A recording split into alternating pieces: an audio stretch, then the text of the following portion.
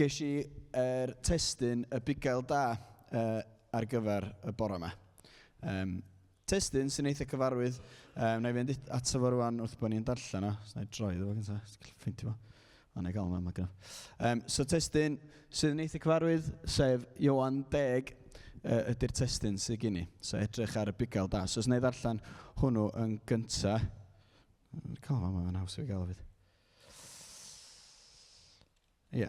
So na i ddarllen hwn yn gynta. So adnod 1 i 18 ydy'r cyd-destun, a wedyn na i fynd yn fwy manwl wedyn i mewn i'r darn. So, Ioan 10. Credwch i fi, lleidyr ydy'r un sy'n dringo i mewn i gorlan y defaid heb fynd drwy'r giat. Mae'r Bugail sy'n gofalu am y defaid yn mynd i mewn drwy'r giat, a mae'r un sy'n gwylio'r gorlan dros nos yn agor y giat iddo. Ac mae ei ddefaid ei hun yn nabod ei lais. Mae'n galw pob un o'i ddefaid wrth ei henwau, ac yn ei harwain nhw allan. Ar ôl iddo fynd â nhw i gyd allan, mae'n cerdded o'i blaen nhw, ac mae ei ddefaid yn ei ddilyn, am ei bod yn nabod ei lais. Fydden nhw byth yn dilyn rhywun dieithr. Dyn nhw ddim yn nabod lleisiau pobl dieithr. Y bydden nhw'n rhedeg i ffwrdd oddi wrthyn nhw. Defnyddiodd Iesu'r stori yma fel darlun, ond doedden nhw ddim yn deall yr ystyr. Felly dywedodd Iesu eto, credwch i fi ydy'r giat i'r defaid fynd drwyddi. Lladron yn dwyn oedd y bobl y ddaeth o'mlaen i. Naeth y defaid ddim gwrando arnyn nhw. Fi ydy'r giat, bydd y rhai sy'n mynd i mewn trwy fi yn saff, a bydden nhw'n mynd i mewn ac allan, ac yn dod o hyd i borfa. Mae'r lleidyr yn dod gyda'r bwriad o ddwyn a lladd a dinistrio. Dwi wedi dod i roi bywyd i bobl, a hwnnw yn fywyd ar ei ora. Fi ydy'r Bugail da. Mae'r Bugail da yn fodlon marw dros ei ddefaid. Mae'r gwas sy'n cael ei dalu i ofalu am y defaid yn rhedeg i ffwrdd pan mae'n gweld y blaidd yn dod. Dim fo ydy'r Bugail, a does ganddo ddim defaid ei hun. Mae'n gadael y defaid ac mae'r blaidd yn ymosod ar y praidd ac yn ei gwasgaru nhw. Dim ond am ei fod yn cael ei dalu, mae'n edrych ar ôl y defaid, a dydy o'n poeni dim amdanyn nhw go iawn. Fi ydy'r Bugail da. Dwi'n nabod fy nefaid fy hun, ac mae nhw'n fy adnabod i. Yn union fel mae'r tad yn fy nabod i, a dwi'n nabod y tad, dwi'n fodlon marw dros y defaid. Mae gen i ddefaid eraill sydd ddim yn y gorlan yma. Rhaid i mi eu casglu nhw hefyd, a bydden nhw'n gwrando ar fy llais. Yna bydden nhw'n dod yn un praidd. A bydd un Bugail. Mae fy nhad yn ngharu i am fy mod i mynd i farw'n wirfoddol mwyn dod yn ôl yn fyw wedyn. Does neb yn cymryd fy mywyd i oddi arna i, a fi fy hun sy'n dewis rhoi fy mywyd yn wirfoddol. Mae gen i'r gallu roi a'r gallu gymryd yn ôl eto. Mae fy nhad wedi dweud wrtho i be i'w wneud. Felly, dwi'n siŵr allwch chi gytuno fi bod o'n ddarn sydd yn eitha calonogol. Mae o'n ddarn sydd yn cyfleu bod Duw yn caru ni, dydy. Iawn? Adnodau eitha cyfarwydd iawn hefyd, a dweud y gwir. Dwi'n teimlo bod nhw'n adnodau da ni wedi clywed dipyn o weithiau. Efallai yn dod â salm i'r meddwl pan da ni'n meddwl amdano fo. Da ni'n meddwl am salm 23 yn aml iawn. Y salm siwr o fod sydd un o darnau mwyaf cyfarwydd salm 23 swn i'n dweud yn y Beibl i gyd. Swn i'n hyd yn oed fodlon dweud, dwi'n meddwl bysa llawer iawn o bobl sydd ella ddim wedi dod i'r capel yn gyfarwydd efo'r salm yna, bod nhw'n gwybod mae'r salm ydi o. Efallai mewn angladd neu ar raglen teledu sydd yn trio cyfleu be ydy Cristnogaeth. Bysa nhw'n defnyddio'r salm yma fatha ffordd i ddangos bod rhyw gymeriad yn Gristion neu yn arddel rhyw fath o ffydd grefyddol. Mae hefyd yn cyfleu cysur i'r Cristion, gan fod o'n rhoi Iesu fel gwarchodwr. Os yswn i'n dychmygu Bugail yn gyffredinol, swn i'n dweud gwarchodwr yn rhywbeth fysa yn cyd-fynd efo'r diffiniad o rywun sydd yn fugail. Ond yn fwy na hynna, Dwi'n credu bod y darn yma'n cyfleu pwrpas bod Iesu wedi dod i'r byd yn eitha clir. Adnod eitha cyfarwydd. Ioan 10:10. Yr ail ddarn ydy hwn, so dwi'n meddwl mai hwn ydy'r darn fyswn i'n ei ddarllen fwyaf. Ond dwi wedi dod i roi bywyd i bobl. A hwnnw yn fywyd ar ei ora. Felly mae wedi dod i fod yn fwy na jyst arweinydd. Os da ni'n meddwl am yn arweinyddio ni dyddiau yma, gyda chi awdurdodau politicaidd neu rhyw fath o arweinydd politicaidd, arweinwyr militaraidd a hyd yn oed arweinwyr moesol fysych chi'n dweud. Ond mae'n fwy na hynny i gyd. Mae wedi dod i gyflawni bywyd, rhoi bywyd i rywun. Rhywbeth fysa rhywun politicaidd yn dadlau efallai bysa nhw'n gwneud ydy rhoi cyfleon i fod yn rhoi bywyd i rywun. Yn ddibynnol ar beth eich diffiniad chi o bywyd yn amlwg. Rhywun militaraidd ella'n edrych ar ôl bywydau pobl, fysa nhw'n dweud. A wedyn rhywun moesol yn edrych ar sut mae safon eu bywyd nhw. Ond mae Iesu'n cyfleu beth mwy na hyn. Sut? A mae'n dod yn yr adnod sydd i ddilyn. Mae fi ydy'r bugail da. Mae'r bugail da yn fodlon marw dros y defaid. Rhywbeth swn i'n dychmygu bysa unrhyw arweinydd arall ella da ni'n gallu ddychmygu amdano fe ella ddim yn fodlon wneud. Marw drost ei bobl olli.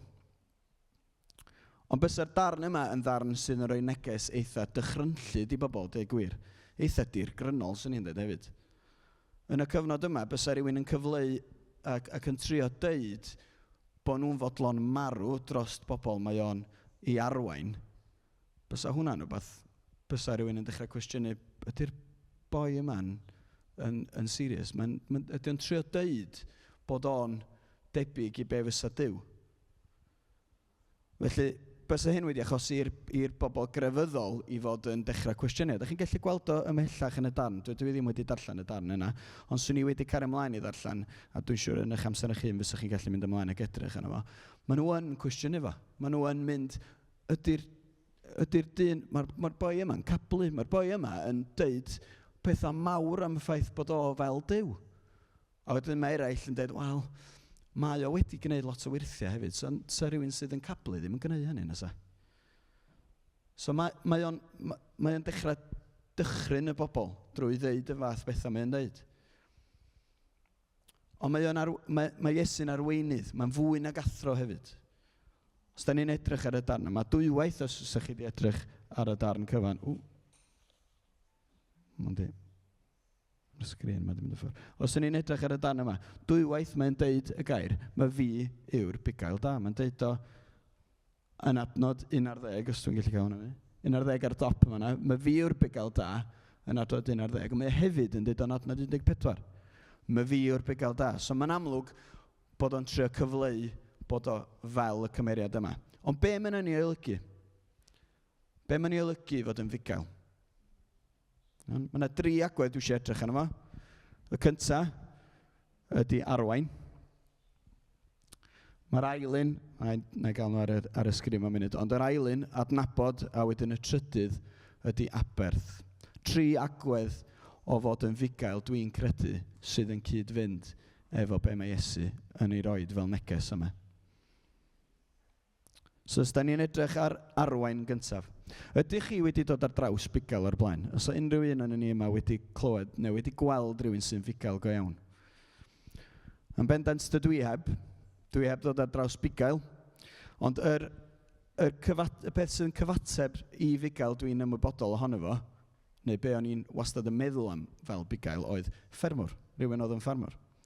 Ond mae yna wahaniaeth rhwng bugail a ffarmwr. Gwahaniaeth, os o'n i'n nes i roed quick Google i sbio ar be oedd gwahaniaeth rhwng bugail a ffarmwr. Ond y diffiniad ges i, neu disgrifiad mwy amlwg oedd yn dod i fyny, rhan amla, oedd bod ffarmwr yn gyfrifol am edrych ar ôl tir. So, yn swydd fysa wedi cael ei sefydlu pan oedd y pobl wedi setlo lawr ac yn aros mewn un lle, bod o'n setlo ar dir a bod o'n gofalu am y tir yn bennaf ac yn gwneud penderfyniadau yn ddibynnol ar y tir oedd ganddo fo. Yn edrych ar ôl y tir drwy dyfu gwahanol fath o blanhigion, ond hefyd yn gofalu am anifeiliaid mwyn sicrhau bod ei diro mewn safon da. Yn ogystal hynna wedyn yn gallu defnyddio yr anifeiliaid fysa fo'n edrych ar ei ôl ar gyfer gwneud rhyw fath o arian. Ond pwrpas y swydd o fod yn fugail ydy edrych ar ôl yr anifeiliaid yn bennaf, neu y ddafad yn bennaf. Yr anifeiliaid ydy prif ffocws sydd gan y bugail. Nid y tir, ond yr anifeiliaid. Pam? Gan bod bugail yn gymeriad sydd yn eitha nomadic, os da chi'n gwybod beth i ystyr y gair nomadic, yn symud gyda lle bynnag oedd rhaid iddo fo fynd. Yn symud i ble bynnag oedd y defaid ei angen iddo fo fynd. Felly, bysa bugail yn gorfod bod gyda'r defaid am 24 awr y dydd, 7 diwrnod yr wsos. Ar wahân i os oes efo'n rhoi nhw yn y gorlan tu allan i'r tŷ. Byddai'r bugail felly yn byw a bod gyda'r defaid, yn adnabod y defaid fatha dim byd arall, yn gwybod enwa, os fysa fo wedi enw nhw wrth gwrs, ond enwa, yn gwybod pwy oedd y defaid yn perthyn i'w gilydd, pwy oedd yr oen bach oedd bia'r y ddafad, pwy oedd yn ymwneud efo'i gilydd. Hyd yn oed yn gwybod beth oedd yn golygu bod nhw'n mynd oddi ar y llwybr oedd angen iddo fo fynd. Ond byddai'r bugail hefyd yn ymwybodol o lle bynnag y mae o, wel, dydy'r cae yma ddim yn addas dim mwy. Fe rai fi symud i gae arall mwyn rhoi gwell cyfleusterau ar y cyfer nhw. So byddai fo'n mynd â nhw i, fel fysa nhw'n dweud yn y Saesneg, pastures new. Byddai fo hefyd, a mae'n dweud yn y darn, yn cerdded o'i blaena nhw, gan wylio allan am unrhyw beryglon oedd ar y ffordd. Felly os bysau bugail yn gweld unrhyw berygl, byddai fo'n penderfynu troi i gyfeiriad arall mwyn sicrhau bod y defaid yn cael ei gofalu amdano nhw. Hyd yn oed, os nad ydy yr bugail yn siŵr o'r lleoliad, byddai fo'n sicrhau bod o'n gofalu amdano nhw bob awr o bob dydd hefyd. Ond yn debyg i hyn, mae Iesu hefyd yn adnabod ni. Felly mae'n saff i ddeud bod Iesu yr un peth ar ddafad. Fysa mae Iesu'n gwybod amdano ni beth ydy'n enwa ni, beth ydy'n diddordeba ni, pwy ydy'n teulu ni, y profiadau da ni wedi cael mewn bywyd, hyd yn oed yn cyfrifynacha ni a'n trealo ni, neu'r pethau sydd yn temptio ni. Mae'n gwybod y cwbl amdano ni. Yn debyg i'r bugail yn adnabod i defaid, mae Iesu'n gwybod yr holl bethau yma amdano ni hefyd. Na i fynd mor bell a deud, mae Iesu hyd yn oed yn gwybod y pethau yma, mae'r rhai sydd ddim yn ei adnabod o eto. So mae Iesu'n adnabod yr rhai sydd ddim hyd yn oed yn ei adnabod o eto. Felly mae'r bugail yn gofalu am y defaid a'i beichio nhw. Mae Iesu'n yn harwain ni i beth sy'n yn bodloni ni, beth sy'n neud i ni deimlo'n dda. Mae eisiau'r gorau yn cyfer ni. Yr anghenion sydd angen arnom ni, mae o'n ei gyflawni nhw ac yn ei rhoi nhw i ni, yn ddibynnol ar yr anghenion yna. Mae hyd yn oed, pan da ni'n dechrau mynd oddi ar yn trywydd cywir, mae o'n dod â ni nôl, yn debyg i fugail a'i ffon. Mae o'n arwain ni nôl ar y llwybr cywir. Hyd yn oed pan da ni'n mynd at y pethau sydd da ni isio, y pethau'r byd yma sy'n achosi ni i fynd oddi ar y trywydd. Mae ddigon am yn eiddgar i fod â ni nôl hefyd, a'n casglu ni nôl ato fo. Pan da ni'n cerdded rhy bell oddi ar y llwybr, mae'n mynd o'n blaen ni ac yn tywys ni nôl at y llwybr yna sydd angen i ni ddilyn.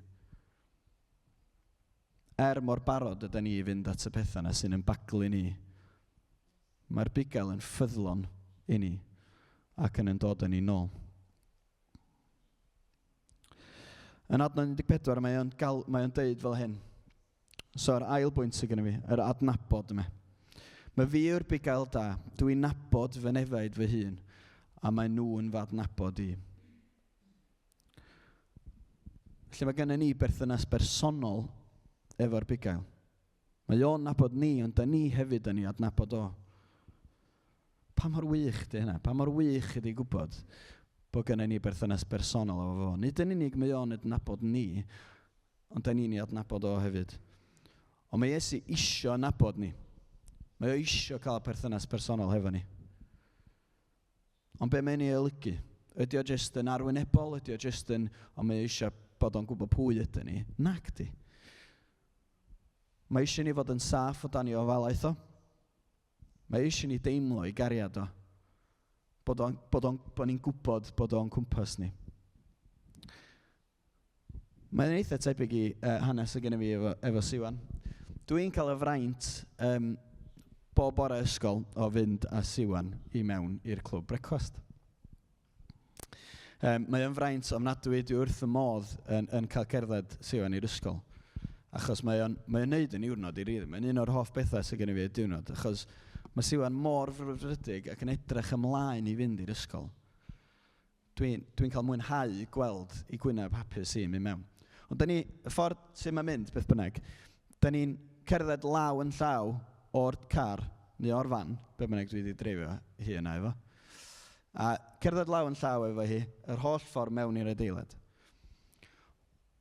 Tra'n canu, neu'n sgipio, yr holl ffordd yna. Gan chwifio a deud hwyl fawr wrth y car neu'r fan, tra bod ni ar fi'n cerdded tu mewn. Ond, petawn ni yn penderfynu wrth gerdded a hi a stopio a deud, reit, dwi'n mynd i fynd dim pellach. Dwi eisiau chdi gerdded i mewn dy hun. A gadael i yn sefyll wrth y car a deud, na, cerdded i mewn rwan. Dwi rhyw hwyr, dwi angen mynd i'r ysgol. Dwi angen mynd i'r gwaith fy hun. A gadael i fynd. Neu hyd yn oed, dwi'n mynd yn bellach. Petawn ni'n gweld rhiant arall yn cerdded heibio, a swn i'n deud, dos efo fo, achos ni ffo fynd eich di mewn, fydd o'n iawn. Be fysa ymateb, Sioan, ta beth? Wel, dwi bendant yn gwybod bysa hi ddim yn sgipio, bysa hi ddim yn canu ar y ffordd i mewn, a bysa hi ddim yn chwifio i ddeud hwyl fawr wrth y car chwaith. Ond yn bellach yn y hynna, dwi'n ama fyswn ni'n cael lot fawr o ddagreuau. Fysa'n drist ofnadwy, fysa hyd yn oed yn ofnus. Bysa'r cysur yna a'r hyder bysa ganddi hi'n cerdded i mewn fel arfer yn nghwmni i fi. Y diogelwch yna sy'n ganddi hi yn y fi fel tad i gyd wedi diflannu. Bysa'r ffaith bod hi ddim yn cerdded efo fi yn ddigon i wneud iddi hi dorri lawr yn crio. A siwr o fod yn gorwedd ar llawr hefyd, sy'n ni'n mysynu. A dyna sut da ni'n ymateb pan da ni'n colli golwg ar yr arglwydd. Pan mae cerddediad ni efo Duw yn y bell tu ôl, pan da ni chydig bach wedi crwydro i rywfaint oddi ar y llwybr, a da ni ddim gyda'r cynllun Duw ar ein cyfer ni. A dyna sut fysa ni'n ymateb. Fysa ni'n torri lawr ac yn crio. A fysa ni yn teimlo y diffyg hyder yna. Y diogelwch yna wedi diflannu. O dyna sy'n digwydd pan da ni'n crwydro rhy bell ac yn dilyn chwanta dynol. Pan da ni'n dilyn y chwanta yma, a da ni'n focused, yn focused ar y pethau da ni'n chwilio amdanyn nhw. Ariannu, cael rhyw fath o ddyrchafiad yn y gwaith ni, beth bynnag ydy'r pethau yma, sydd ar ryw lefel yn oce, achos da ni'n mynd ar hyd drywydd rhyddrwg, da ni'n meddwl. Ond da ni'n mynd gymaint i mewn iddo fo, nes bod ni'n colli golwg yn gyfan gwbl ar Dduw. O ia, neu siarad efo fo ar y dydd Sul pan dwi'n cael cyfle. Neu, rhywbeth tebyg i hynny, lle. Ond unwaith da ni'n codi yn golwg i fyny a chwilio am y Bugail yna o'n cwmpas ni. Yn debyg i'r dafod sydd wedi mynd ar goll. Be sy'n digwydd? Mae panic yn set i mewn. Da ni'n disorientated yn air da amdano fo. Da ni wedi colli lle da ni. Does dim byd yn debyg i be oedd ganddo ni cynt. Da ni wedi colli golwg ar yr ceia gwych mae Duw wedi rhoid ar yn cyfer ni. Di'r porfeydd hyfryd ddim yna. Di'r afon hyfryd sy'n llifo heibio ddim i'w weld. Be wedyn? Be sy'n digwydd wedyn? Sut ydyn ni'n teimlo? Ydy y pethau yma da ni wedi bod yn dilyn yn ddigon wedyn? Ydw i'n troi at y pethau yma dwi wedi troi at nhw. Y chwanta yma oedd gyda fi. Please helpa fi. Dwi eisiau chdi helpu fi. Neith hyn i fi dim o well. Na di. Di o'n neud dim byd ar y diwedd na di. Dydy'r pethau yma da ni'n dilyn mewn bywyd ddim yn llenwi ni mewn gwirionedd. Fel mae'r emyn gan John Newton yn dweud, Amazing grace, how sweet the sound that saved a wretch like me. I once was lost, but now I'm found, was blind, but now I see. Dyna ydy'r rhyddhad sydd yna yn llais Iesu. Was lost, but now I'm found. Da ni'n cael rhyddhad yn Iesu. Da ni wedi cael yn hachub. Dwi ddim ar goll, ddim mwy. Dyna ydy'r ymateb mae Iesu'n ei roed. Dyna ydy'r ymateb da ni'n rhoi pan da ni'n gweld Iesu. Pan da ni'n clywed ei lais o. Mae o wedi fy ffeindio i. Ydy'r panig yna wedi diflannu wedyn? Dim ots pam mor ddyd yn sefyllfa ni, os da ni fe Iesu'n yn bywyd ni, os ydi o yn weredwr anna ni, os ydi o'n fugail anna ni. Di o'n golygu dim byd os ydy ni yng nghwmni Iesu.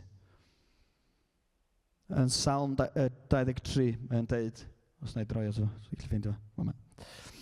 Yn Psalm 20, hwnna. Hyd yn oed mewn cynant tywyll dychrynllyd mae'r salmydd yn deud, fydd gen i ddim ofn am dy fod ti gyda fi. Mae dy ffon a dy bastwn yn fy amddiffyn ni. Pe bai holl drychinebau uffern yn dod i'r drws ffrynt, neu yn fy mosod â ni, neu yn gwneud unrhyw beth i drio cymryd fi ffwrdd i wrth y Bugail. Os ydw i'n nghwmni i'r Bugail, dwi'n gwybod bod fi'n saff. Fel emyn arall, dwi'n gallu gofio hefyd. Mi glywaf dyna'r lais yn galw arna fi. Tyna'r lais, mae'n dweud. I ddod a golchi meiau i gyd yn afon Calfari. Diolch, Iesu. Mae llais y Bugail yn gyfarwydd i mi. Mae wedi fy ngalw i. Mae wedi fy ngalw i nôl. Os dwi'n dod nôl at stori Iesu. Petawn Ioan ta. Mae'r sgrin. Typical. Petawn ni'n dod nôl at y stori Iesu yn fama wan ta. Petawn ni'n penderfynu yn hytrach na bod fi'n gadael hi gerdded i mewn ar ben ei hun, fy mod i yn troi rownd ac yn gweiddi ni. Siwan, dwi'n mynd i fynd â chdi mewn i'r ysgol yn lle. Dwi'n mynd i fynd â chdi. Paid y poeni am y peth. Petawn ni'n troi rownd a deud wrth i hynny. Be fysa'n digwydd? Be fysa'n digwydd, ydych chi'n meddwl? Fysa hi dal yn drist? Fysa hi'n nabod fy llais i? Dyna ydy'r cwestiwn, de. Ond petawn ni'n gweiddi ar Siwan ac yn deuthi bod fi'n mynd i ddod efo hi i'r ysgol, bod fi'n mynd i gerdded i mewn, bysa hi isio sgipio mewn, bysa isio canu eto, bysa. Unwaith bysa'n clywed fy llais i, bysa'n ymwybodol wedyn, bod fi yna iddi, bod dim angen poeni dim mwy. Mae'r hyder na di dod yn ôl, a mae'n ddiogel, mae'n gwybod, dwi'n mynd i gyrraedd drws yr ysgol yn saff. Mae yna sicrwydd, mae yna esmwythau ei pryderon yma na'n does. Mae'r galon yna wedi dawelu. Ydyn ni'n teimlo fel pan mae Iesu yn galw arna ni, pan da ni'n clywed llais yr arglwydd, pan da ni'n clywed o'n gweiddi arna ni ac yn deud mae pob peth yn iawn. Yr distawrwydd, yr heddwch yna, mae'r byd yn chwilio amdano fo hefyd. Drwy gwahanol ffyrdd, dwi'n clywed pobl yn siarad am meditation lot yn ddiweddar ac yn siarad am dullia anadlu a meddwl positif. Dyma be maen nhw'n chwilio am pan maen nhw'n meddwl am y pethau yma, ynddo? Y teimlo'r zen maen nhw'n dweud, mae hwnna'n air arall maen nhw'n defnyddio hefyd ydy, i ddisgrifio fo. Y teimlad yma bod nhw'n gwybod, dwi'n heddychlon rwan. Ond mewn gwirionedd, di hwnna'n para dim byd. Efallai bod o'n rhoi rhyw fath o gysur ac yn enw deimlo fatha bod o'n gweithio. Ond mewn gwirionedd, dim ond un lle gallwn ni ffeindio'r heddwch gwirioneddol yn y Bugail da, yn Iesu. Does dim byd arall, hyd yn oed meditation, na hynna'n gariad mewn unrhyw ffordd sydd yn gallu cymryd y llwythau i gyd, bob rhan o'r pethau sydd yn poeni ni. Does dim ateb arall, dim ond y bugail da. Y pwynt ola sydd gyda fi yma ydy'r aberth. A mae'n sôn yma yn Ioan 10 adnod 1 ar 10 eto. Fi ydy'r bugail da. Mae'r bugail da yn fodlon marw dros ei ddefaid. Fel bugail da. Bysa bugail yn gyfrifol am ei defaid. Ond os oes ein yn mynd ar goll ac yn rhoi ei hunan mewn peryg go iawn, bysa fo'n fodlon rhoi ei hun fel aberth yn bysa. Da ni wedi clywed yr hanes efo ddafad golledig. Mae hwnna'n enghraifft ohono fo hefyd ydy. Mae'n mynd ar ôl yr un sydd ar goll mwyn dod nhw'n ôl. Ond petai nhw ar ochr dipyn ac yn mynd i ddisgyn i ffwrdd, bysa fo'n fodlon rhoi ei hun dros y ddafad. Ond cyflawnodd Iesu hyn unwaith ac am byth ar Galfari. Cwbl o hawyd a gorffennwyd, mae'n dweud. Nid yn rhannol a bod rhaid chi gael fwy o rasg yna fo, ond yn gwbl, yn gyfan gwbl. Pan welodd Iesu bod dim gobaith i ni gael perthynas efo Duw ar wahân i drwy ei waed o, tolldodd ei waed i'n cyfiawnhau ni. A nath o wneud hyn heb oedi dim. Heb hesitatio o gwbl. Heb unrhyw fath o feddwl yn ei ben. Illa neu wneud o. Na, oedd o'n gwybod o'r cychwyn un. Dyna oedd y pwrpas gafodd ei roed i'r byd. Mwyn rhoi bywyd i ni drwy ei waed. Drwy'r ffaith bod o'n fodlon marw ar y groes drosto ni. A gnaeth o'n hyn yn wirfoddol. Does dim rhaid iddo fo. Galle fo ar unrhyw bwynt wedi troi rownd a dweud, na, dwi'n yn neud hyn i mwy. Dwi'n yn heiddi fo. So wedi gallu gwneud o pan oedd yr Hufeinwyr yn cymryd o i ffwrdd yn Gethsemane. So wedi gallu gwneud o pan oedd ar y llwyfan efo Pontius Pilate. Hyd yn oed pan oedd o ar fi'n mynd i Galfaria yn cario'r groes, bysa fo wedi gallu rhwystro hynna i gyd petai o isio. Ond doedd na ddim ffordd arall. Allwn ni gyfeirio nôl at ei weddi fo yn Gethsemane. Os oes unrhyw ffordd i'r cwpan yma fynd heibio, gad iddo fo fynd heibio. Ond allwn ni ddarllen yn Ioan 10, 17 ac 18. Mae'n dweud, mae fy nhad yn fy ngharu i, a fy mod i mynd i farw'n wirfoddol. Mwyn dod yn ôl yn fyw wedyn, does neb yn cymryd fy mywyd oddi arna i. Fi fy hun sy'n dewis rhoi fy mywyd yn wirfoddol. Mae gen i'r gallu i roi a'i gymryd yn ôl eto. Peidiwch cam ddeall bod Iesu heb ddewis gwneud hyn. Penderfynodd o'i wirfodd i wneud o. Ac oedd rhaid iddo fe ddigwydd os oedden ni am brofi perthynas a cariad Duw. Drwy ras yn unig a chybwyd ni, drwy weithred Iesu a'r ffaith bod o'n fodlon gwneud o, doedden ni ddim yn ddigon da, ond achos Iesu, mae Duw yn gweld bod ni'n ddigon da rwan. Mae'n adnod yn Matthew 26 adnod 53, mae'n dweud, petai Iesu wedi eisiau, byddai wedi gallu dod ar byddinoedd o angylion a nefoedd i'w gymorth. Allwch chi droi at hwnna os ydych chi'n licio ar ôl yr oedfa. Ond mae'n cyfeirio at y ffaith bod bysa fo isio, bysa wedi gallu cael byddinoedd o angylion i'w gymorth mwyn dod â ni, mwyn rhwystro be oedd wedi digwydd ar Galfaria. Ond penderfynodd yn lle gwneud hynny yn cymodi ni drwy waed. Penderfynodd o fynd drwy boen y gwawdio a'r cam gyhuddiadau yma i gyd. Pam? I achub pechaduriaid gwael y llawr, ond i gael perthynas achos bod o'n yn caru ni. Yr aberth yn ar y groes a gostiodd mor ddrud iddo fo, ond nath ddod â bywyd tragwyddol i ni drwy ras. Os na i jyst roed yr adnod yma fyny, gyntaf, cyn bod fi'n gorffen. dwi wedi dod i roi bywyd i bobl a hwnnw'n fywyd ar ei orau. Hwnnw'n fywyd ar ei orau. Hwnnw mae wedi addo i ni drwy'r weithred yn ar y groes. Drwy'r ffaith bod o fel Bugail yn fodlon yn arwain ni ac bod yn aberth ac bod o eisiau adnabod ni. Gadewch i ni wedi ta. Arglwydd, diolch i ti, bod ti fel Bugail yn gofalu amdano ni, yn caru ni Arglwydd. Caru ni gymaint bod ti wedi bod yn aberth ar y groes drosto ni.